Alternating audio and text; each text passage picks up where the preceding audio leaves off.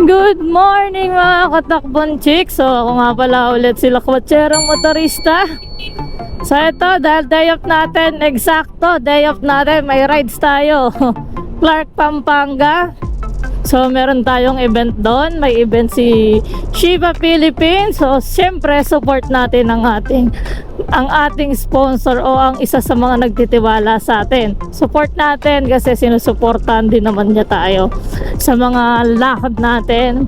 So kung napapansin nyo, bakit solid yung mga biyahe ko, but ever since hindi ako nagka-problema sa tires ko, Shiba tires po ang gamit ko sa mga nagtatanong dyan. So dito tayo magsimula sa Pasig. Alas 9 na.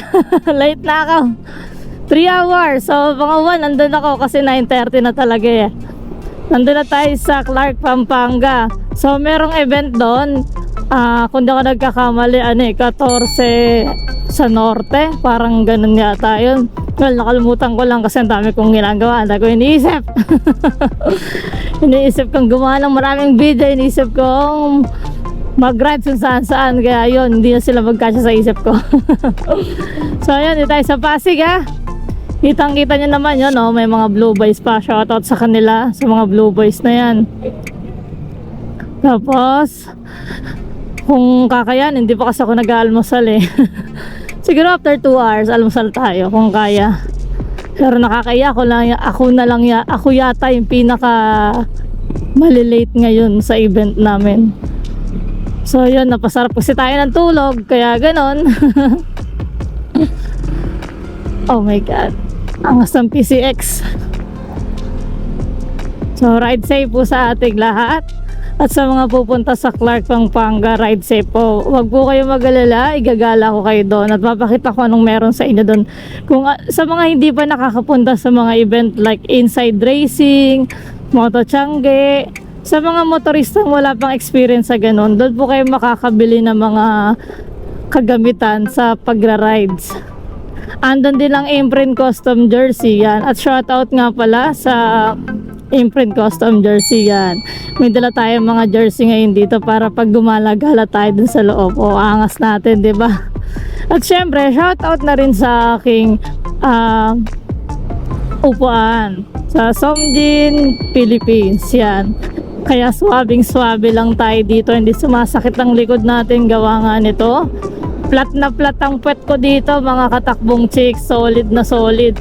Para, alam niyo yung NMAX, lazy driving talaga to. Pero dahil sa Somjin seat assembly ko, dito sa bago kong upuan, na camelback. Kaya eto, mas lalo ko naging komportable. Para lang talagang nasa bahay ka, nanonood ng TV. Alam niyo yung para ka nagko-compute, nagpe-PlayStation ng racing car. Yun po yung nakikita ko at nararamdaman ko sa ngayon. Dahil sa sobrang komportable nito. Kaya kung ako sa inyo, subukan niyo yung mga ginagamit ko. Kasi sigurado ako diyan. Proven and tested. Siyempre, nagamit ko na eh. Kung saan ako nakapunta, yan ang mga kasama ko. So, ayun lang, ride safe sa ating lahat. Lalong-lalo na sa mga pupunta ngayon doon at sa mga may malayang biyahe ngayon. So, yun lang mga katakbon chicks. Eto na mga katakbon chicks, nasa tayo ngayon, Bulacan, may kawayan. Ayan o, yan pa rin ginagawang MRT o LRT ba yan? O kung ano pa man yan. At grabe, ang Bulacan talaga. Eto, sana magawa na yung mga yan. Sa mga lubak na yan. Medyo dito kasi sa part ng Bulacan na to, orange eh, sa Google Map. Ibig sabihin mabagal. Hindi naman siya literal na traffic. Kasi sa bagay linggo ngayon mga katakbong chicks eh. Linggo pero orange supposed to be. Ano to dapat eh? Blue. Kumbaga walang traffic kasi nga linggo. Wala nang masyadong ganap. Kahit sa EDSA, hindi ako na traffic. Grabe yung takbo ko doon, mabilis. Kasi wala ka makikita. Yung mga sasakyan nun, malimit lang. Pero dito sa Bulacan talaga, lagi. Pero malamag pa rin. Kaya lang makikita mo, dami talagang ginagawa. May mga nalagpasan kasi akong alam mo yon. Medyo titigil ka ng 15 seconds kasi makitid yung daan. So gano'n, update ko lang kayo dito sa Bulacan. So itong August po 2023, ang Bulacan po ay ganun pa din. Hindi pa rin siya okay na hindi pa rin gawa yung mga daan na ginagawa nila. Lalo na ngayon, may ginagawa nila yung LRT ba yan o MRT.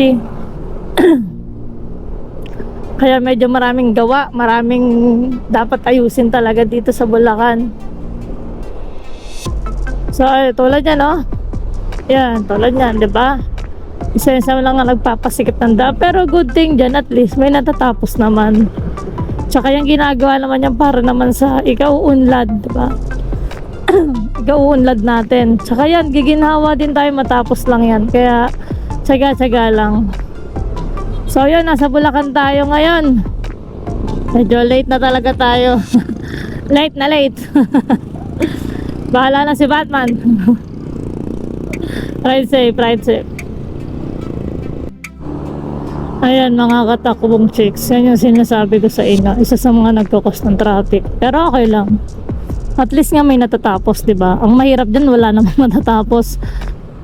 Yan, kaya medyo mabagal talaga ang usad dito sa Bulacan. Ang galaw ng traffic nila. Medyo mabagal. Imagine mo na lang, no? Paano kaya pag Monday to Friday, tapos gabi, my God. Yung tipong rush hour, naku po, yari tayo. Ako na nagsasabi sa inyo. Iiyak na lang kayo. Baka gusto niyo umabot na lang kayo ng gising na lang kayo ng madaling araw bago kayo lumuwas kung madadaanan niyo yung Bulacan. Haba nito in fairness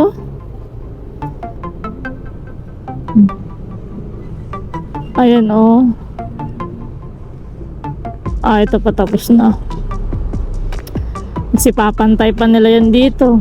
Sko po, hindi naman nakakatakot, medyo mag-norte ngayon, nakakatamad pag ganyan makikita mo. Kasi traffic. So sa mga naka 400cc pataas, mag-NLEX na lang kayo para din nyo daanan yung mga ganitong lugar. Hayaan nyo na kayo mga motorista dito para lumuwag. So Bukawi, Bulacan na tayo. Pure gold, Bukawi, Bulacan. Bulacan pa rin. So eto na, Malolos, Bulacan tayo. Grabe, tagal ko sa Bulacan mga katakbong chicks Kaya matagal kasi nga ang daming ginagawang daan. City of Malolos, Bulacan. Wow! So meron pa tayo 1.5 hour para makarating sa Pampanga. Mga alauna nandun na tayo. Sabi ko sa inyo, alauna yan. Umalis ako 9:30 takbong chicks lang tayo. Syempre, di tayo nagmamadali kahit late na. Makakarating din tayo doon kaysa mapahamak tayo, 'di ba? Yan kasi tayo mas lalong napapahamak yung kadalasan sa mga napapahamak yan yung mga mabilis at nagmamadali. Ano ba naman yung kahit sa work ano yung makaltasan kayo ng isang oras, kalahating oras, kung ang mangyayari naman sa inyo, ang makaltas naman sa inyo dahil sa aksidente, buong buhay nyo na, di ba? Lahat ng oras nyo na. Kaya kung malilate kayo, naku po, hayaan nyo na, huwag nyo nang habulin. Baka sa iba pa kayo mapunta. So para maiwasan nyo late, gising kayo maaga, huwag nyo akong tularan. Well, kagabi kasi may work pa ako, so anong oras na rin ako nakatulog kagabi. Siyempre pag magra-rides ako, kondisyon talaga ako kumbaga ako 6 to 7 hours na tulog ako para sa biyahe, hindi ako aantokin, hindi ako hinto-hinto. Tulad ngayon, smooth lang yung biyahe ko, hindi pa ako nakakaramdam ng antok. Bali 1.5 hour na ako nagbiyahe, walang hinto. So kita nyo naman, di ba? Kahit paano, mabagal man, may usad pa din. Baka tayo magmadali, napahamak lang. Basta importante, makarating tayo at makauwi tayo kung saan tayo nanggaling, diba? So ayan mga katakbong chicks, after 2 hours narating na natin ang Pampanga. So from Metro Manila to Pampanga, diyan mismo is 2 hours. Grabe.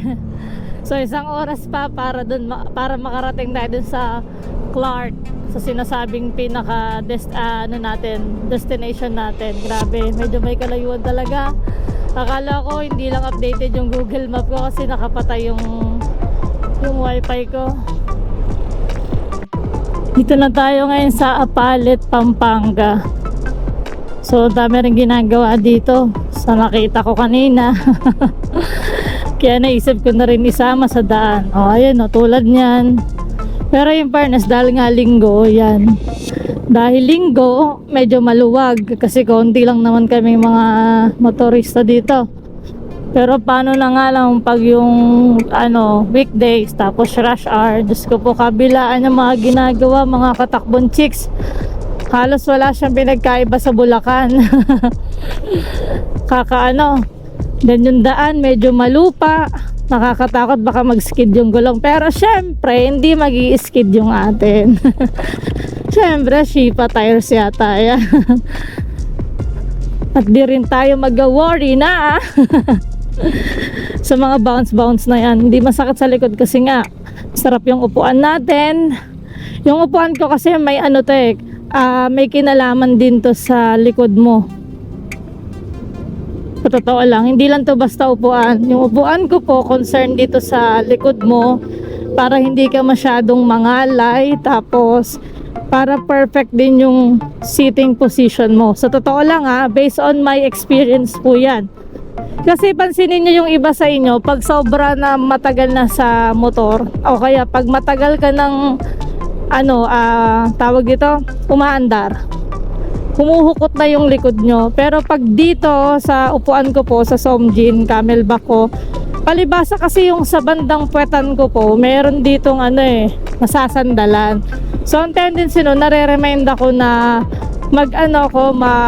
tawag dito, chin up. So kahit pa paano yung tindig ko andun pa din, kahit na nakaupo ako, straight body pa din po ako. Makikita nyo naman yan sa mga picture ko pag sa Facebook nag-upload ako. Pag napipitikan ako sa Marilake, kasi mahirap naman mag-picture mahirap naman mag-selfie nang nagda-drive ka, di ba? Video gamit 360, pero yung mapipicturean ka, yan, kadalasan naka-chin up ako niyan. Kasi nga, lagi ko nararamdaman yung sandalan sa puwet, which is nare-remind ako na mag-chin up ako. Na straight body pa rin ako. Kahit na ganito, long drive to, yan. So, kung gusto nyo malaman yung upuan ko, sa Somjin, Philippines po ito, tapos camelback. So, bakit nga ba camelback? Kasi yung camelback po is napakalambot, tsaka pang long drive talaga siya. Well, okay din naman po yung flat seat ng Somjin, pero kasi tawag dito, flat seat kasi parang panlalaki masyado. Okay na tayo sa ganito, takbong chicks lang, diba? Pero maganda rin ang flat seat nila, nakaporma din, pero mas gusto ko lang talaga yung nakaporma na mas komportable pa. At dito kasi ako mas komportable sa camelback kesa sa flat seat. Yung flat seat kasi ni Somjin po, hindi naman siya tulad nung iba, nung halos wala ng foam, yung halos wala ng paglagyan. Ay, halos wala ng ilagay na foam. Yung sa Somjin, yung foam nito, I assure to you, hindi siya parang ham. Tsaka hindi siya napipipen o nagiging ham katagalan. Is pa rin. Kahit umulan, umaraw, mabasa ng ulan, hindi mababasa yung foam, pero yung pinakatela nababasa yan, na-absorb din niya yung tubig. Syempre nandun na tayo sa realidad, pero ang iniingatan kasi natin dun is yung foam, baka masira, amagin, yung mga ganon, kainin ng anay. Yan yun pag laging basa yun. Dati kasi sa mga previous upuan ko ganon, yun yung kinasisira niya hanggang sa nagbabakbak pa yung foam, diba? Pero dito pag yung sa Somjin po, hindi. Kasi bukod sa seat cover na ipapatong nila doon sa foam, may plastic pa yan, which is yun yung pinagkaiba ni Somjin sa lahat ng manufacturer ng upuan. So yun lang, binigyan ko lang kayo ng konting idea at ride safe po sa inyo. At nandito pa rin tayo sa Pampanga, 1 oras na lang. Oh, binaha. 1 oras na lang, doon tayo. Ito, grabe laging baha dyan. Hindi ko maintindihan bakit kailangan lagi magbaha dyan. Yan. Oh, grabe init. Kita nyo po ba yung init, oh? Pero, di ba, luwag ng kalsada. Nakakatuwa. Tapos ang takbo natin, wala pang 60. Takbon 6 lang tayo. Lagi ko sinasabi sa inyo. Takbon 6. Ang importante, makakarating ka sa pupuntahan mo. Kaya wag kang magmadali.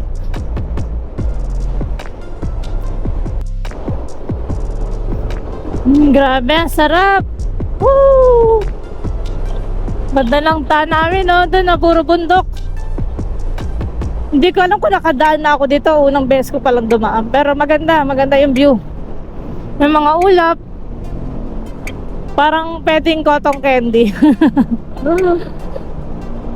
Ganda.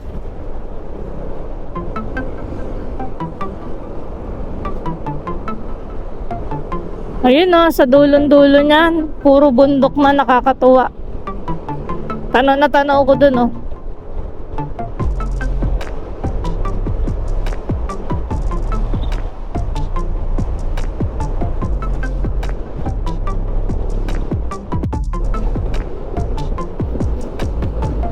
Ayan, nandito na tayo ngayon sa Welcome City of San Fernando, Pampanga, home of the giant lanterns. Talaga ba? Dito pala yun. Sa bagay, matagal ko yung nakikita. Ngayon ko lang inintindi. Alam mo naman tayo. Gala lang. Gala lang ng gala.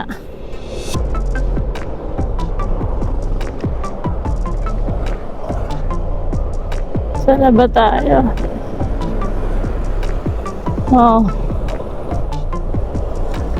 Wala man lang hati sa gitna yung daan nila. O nawala lang yung pintura.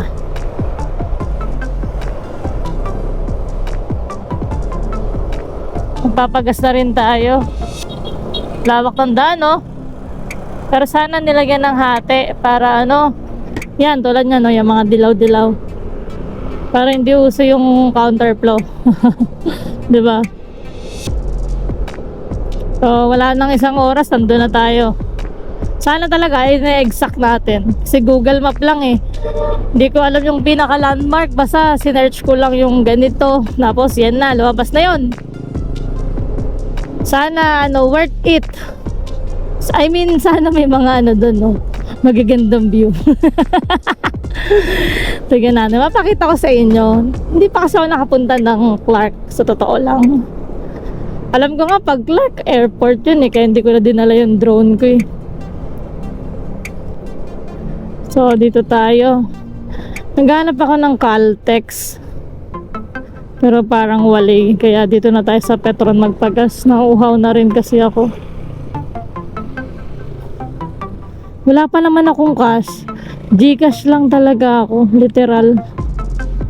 Kakakaba. Alam ko pag dinaretso natin wala nang ATM machine dyan eh. Kaya dito na lang tayo. Mga katakman dyan sa nyo, sarap dumaan dito. Ang cute ng mga puno, para silang nagka-curve para maging silungan. Well, sigurado ako malamig sa part na to pag tumambay. Ang cute, tingnan sa malayuan, di ba? Sarap ng hangin. Hindi naman ganun kahangin, pero kasi yung yung mga puno, ang sarap sa paningin, nakakatawa. Nakaka-good vibes. May ganito ba sa Manila? Ganitong view. Iisip tuloy ako, halos naikot ko naman yung Manila eh. Kasi gala nga tayo eh. Lakwatsa tayo ng lakwatsa, pero wala akong matandaan na ganito kahabang bukod sa Marilaki, Marilaki talaga yon. Eh kaso hindi na part ng Manila yung Marilaki. Nearest nearest spot para sa Marilaki. Nearest place na pwede mong puntahan kung gusto mo makakita ng mga, alam mo na, mabundok, overlooking, lahat. Magandang ambience, lahat basta doon. 30 minutes na lang muna tayo. Alauna exactly nandun tayo sa destination natin. Welcome to Kalibutbut, Bacolor. Hotel Boss Poker Club. Wow. Parang may casino sa loob na na. So eto, lapit na, 20 minutes. Grabe yan, tagal ng biyahe natin pero okay lang, alive na alive pa rin yung katawan natin. Basta nakakondisyon tayong magbiyahe. Nakakasad lang di tayo makapag-drone dahil di natin dala. Kasi nga, alam ko bawal sa... Alam ko kasi pag sabing Clark Airport, alam ko lang sa pagkakaalam ko lang. Never pa po ako nakapunta ng Clark, Pampanga. Nadadaanan ko lang ang Pampanga pero hindi pa sa Clark yun. So, ngayon ko pa lang yan makikita kundi dahil sa event na to na 14 sa Norte. Siyempre, punta na rin natin yung mga sponsor natin doon. Woo! Ang sarap, ang lamig ng hangin. Grabe. Oh, smooth na smooth yung daan, mga takbong chicks, Alam nyo, kahit ganito lagi yung pinapakita ko sa vlog, more on daan, nakakatuwa kasi na meron talagang nanonood sa ganito. Yung iba kasi sabi nila, pag travel vlog ka, wag mong kuhaan yung buong daan. Pero kasi ako, iba yung strategy ko Ang pinapakita ko talaga is yung mga dinadaanan ko. Hanggat maaari nga yung by yung karatula. Anong tawag dyan? By art? Tama ba ako? Art ba tawag doon? Mga signage, yan. Kunyari, nasa Bulacan, Pampanga, yung mga ganon, dadaanan ko yan. Padadaanan ko lang camera. Pero hindi yung buong biyahe ko, i-vlog ko. Pinuputol ko din po yung pinapatay ko rin yung camera ko. Tapos i-open ko lang pag alam ko malapit na ako sa panibagong bayan. Ganon yung ginagawa ko.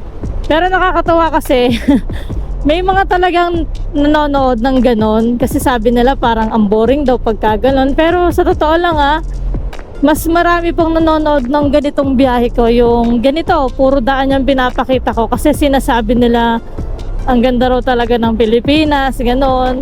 Kesa dun sa mga mismong lugar na pinupuntahan ko. Nagets nyo? Mas maraming nanonood sa mga ganito, yung dinadaanan kong lugar, papunta sa pupuntahan ko, kesa sa mismong destination ko. Yung mismong nandun na ako sa place. Especially mga taga-ibang bansa, gustong gusto nila yung mga ganitong klase, ganitong panoorin. Sinasabi nila, uy, nadaanan mo yung bahay namin. Tapos nakakatuwa, minsan magko-comment pa sila ng ang sunod po dyan yung ganito, yung ganyan, 'di ba? Nakakatuwa lang. Ibig sabihin talagang may mga viewers pa rin tayong Pinoy sa ibang bansa na nakakamiss dito sa Pinas. 'Di ba? Maganda naman talaga yung Pinas, mga katakbon chicks. I-explore lang natin. Bigyan lang natin ng time, 'di ba? Kaya sabi ko sa inyo, gala-gala din pag may time. Wag puro kayo trabaho. Tandaan nyo, hindi tayo pinanganak at hindi tayo nabubuhay para lang magtrabaho. Okay? Pero kailangan magtrabaho para mapagpatuloy mo yung buhay mo. Pero hindi naman sinabi na buong buhay mo ay puro trabaho, 'di ba? Balance lang, balance. Time management, ako pa talaga no? Sa totoo lang, medyo hirap ako sa ganyan time management. Sadyang mabilis lang ako gumalaw. Mabilis ako maligo, mabilis akong kumain, yan. Pinakamatagal kong ginagawa sa buong buhay ko maggilay. Mas matagal pa akong maggilay kaysa maligo. Kaya ko maligo within 3 minutes. Pero yung kilay ko, minsan 30 to 45 minutes. Legit po yun. Nakakatawa ang pakinggan, pero legit na legit po yan. Siyempre, gusto mo presentable ka, diba? Yun lang naman po yung kaya. Wait lang. Si kuya, dire-diretso pa rin siya. Hindi tayo. Ayan. So, nakalimutan ko na yung sinabi ko. Basta malapit na tayo, mga katakbon chicks. Wala lang 20 minutes, nandun na tayo. Pinapakita ko lang yung mga magagandang daan-daanan. Ito may ginagawa na naman. Buti na lang talaga, mga katakbon chicks, linggo. So mamayang gabi, hindi ako matatakot umuwi kasi wala masyadong traffic or wala talagang traffic. Ito, mga katakbon chicks, yung sinasabi ko. Gusto kong yung ganitong view yan, no? Sa totoo lang, ang sarap tumambay sa gilid ng puno. Kung pwede nga lang, matulog pa ako dun gamit tong dito sa motor, I can't sleep sa ganyan. Yan. Basta nature lover ka, ano ka, iba yung mafe-feel mo pag nakakita ka ng ganito. Totoo yun. Kung mapapansin nyo naman sa mga vlog ko, wala naman akong blinag na hotel. Diba? Although kaya ko mag-vlog ng hotel, pero wala pa tayo. Ano ba? Paano ko pa sasabihin? Sakto lang kasi tayo eh. Hindi tayo mayaman, hindi tayo mahirap, sakto lang. Nakakahinayang kasi pagka sobrang expensive ng hotel. Tapos dun lang tayo. So, ayun, nanghihinayang lang ako.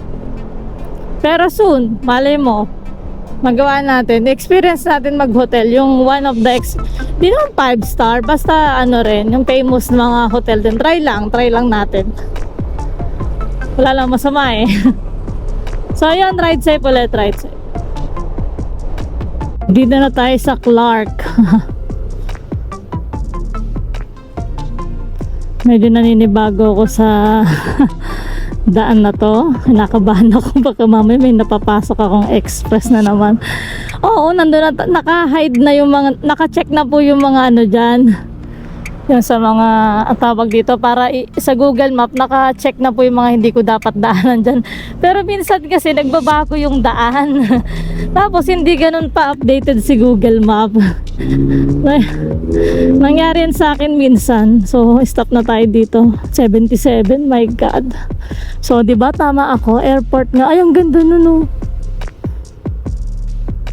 77 yung 77 minutes.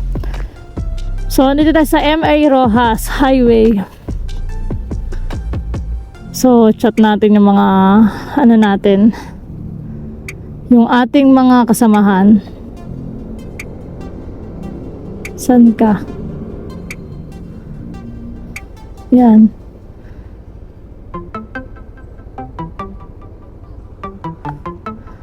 Ibubulong. Atras ba? Atras daw tayo.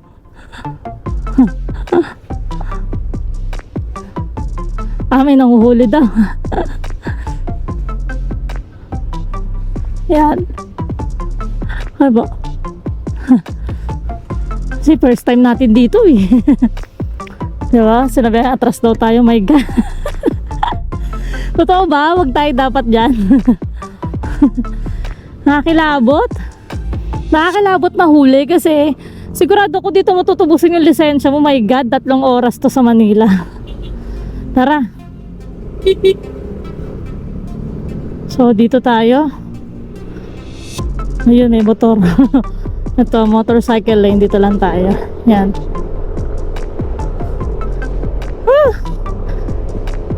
Pag hindi po ako familiar sa daan, lalo mga may express, pati NLEX, yung mga ganyang skyway, medyo kabado ako dyan.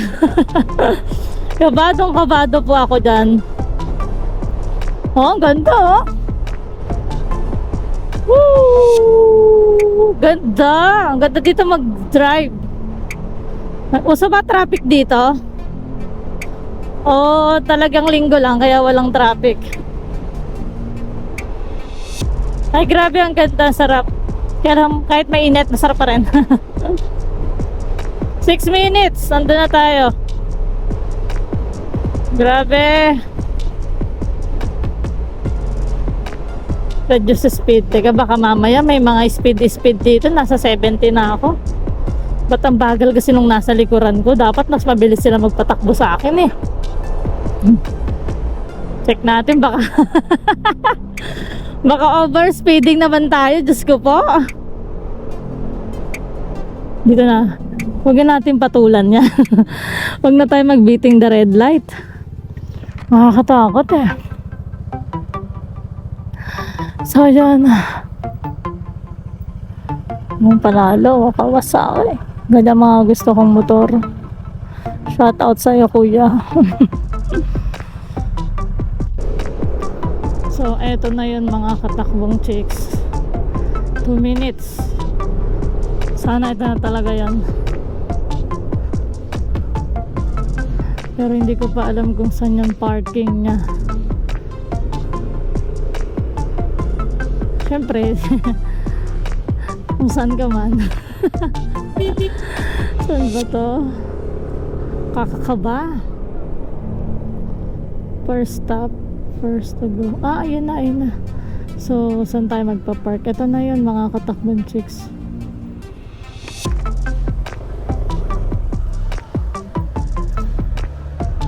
Saan papasok?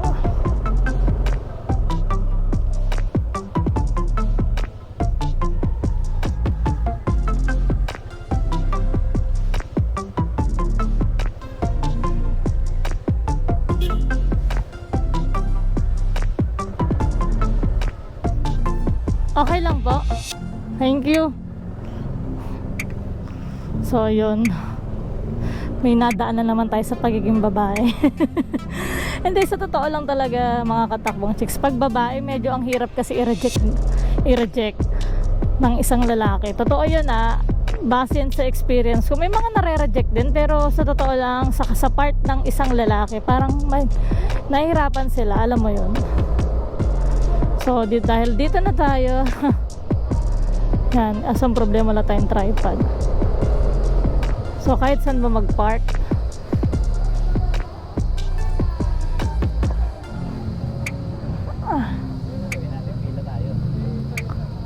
kahit saan daw po mag-park, sige.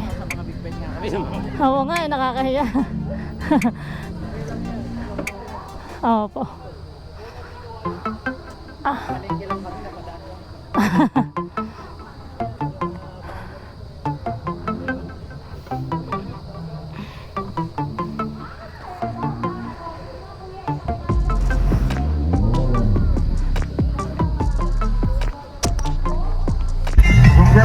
So yun mga katakbong chicks, nandito na tayo sa event. Yan.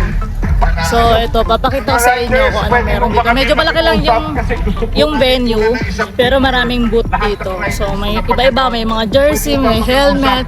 Tapos syempre, ang pinaka-highlights dito yung mismo nasa stage. Kasi maraming parapol dyan. Mga motor, voucher, lahat yan paparapol nila. Yun kasi yung panghatak ng tao para maraming magpunta rito. So nakita nyo naman halos wala sa likod ko, diba? Ayan. Kasi masyadong malaki yung venue. So ito ngayon yung nasa paligid. So ayan mga katakbong chicks, ayan. Ganyang karami yung tindahan dito. Marami pang tao dito naman nagpunta. Kaya lang po lahat sila nasa, yan, sobrang laki ng field, no? Lahat sila nandun sa stage kasi nagpaparapon na ng motor. So hindi ko na malapitan sila kasi busy rin ako dito sa Shipa. Busy rin ako dito sa aking ito. Meron pa tayo dito. Para po sa lahat ito. Yan, dun si Imprint, busy tayo. Piniflex natin sila. Yan yung mga sumusuporta sa salamat po sa mga nakikinig. Salamat po. Sana supportahan nyo rin po. We're getting ready for the Pinakita ko sa inyo kung ano meron.